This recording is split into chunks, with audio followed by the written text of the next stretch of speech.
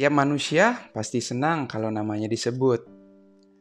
Entah itu sebuah pengakuan, penerimaan, atau pujian.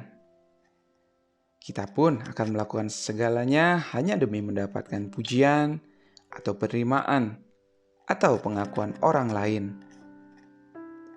Bahkan kita pun sering marah, kecewa, sakit hati, dan minder ketika kita tidak mendapatkan itu semua. Kita menganggap pengakuan, penerimaan, dan pujian dari manusia begitu penting bagi hidup ini. Memang kita memerlukan semua ini, tapi bukan berarti ini bisa mengatur hidup kita, bukan?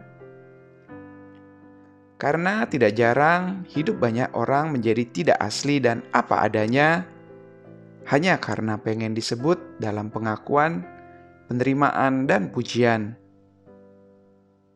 Kalau kita pengen disebut oleh manusia sampai rela melakukan banyak hal, apakah sebesar itu juga kita ingin disebut oleh Allah?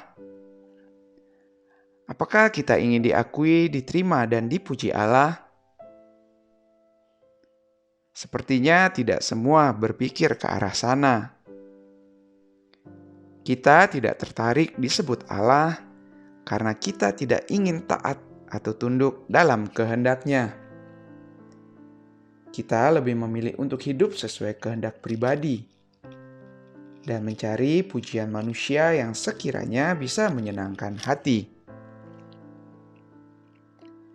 Ya, semua pujian, pengakuan, penerimaan manusia akan berlalu begitu saja.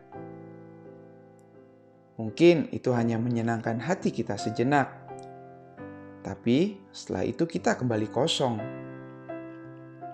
Mari kita hidup untuk memenuhi kehendak-Nya.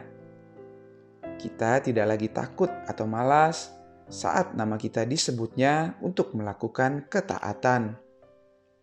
Karena ketika kita disebut oleh-Nya, berarti kita adalah pilihan-Nya, anak-Nya, dan kesayangan-Nya. Dan sudah lupakah kamu akan nasihat yang berbicara kepada kamu seperti kepada anak-anak?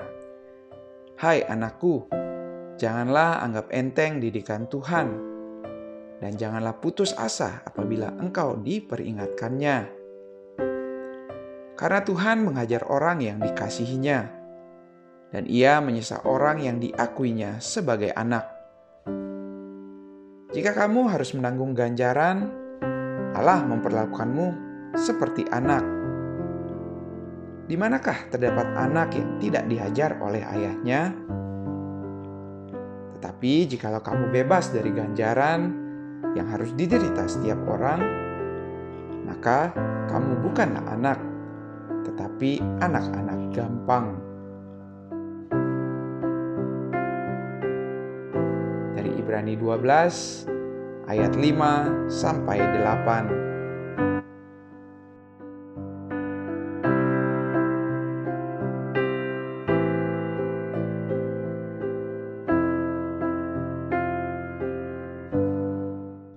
Terima kasih sudah bergabung dalam perjalanan Daily Walk with Jesus hari ini.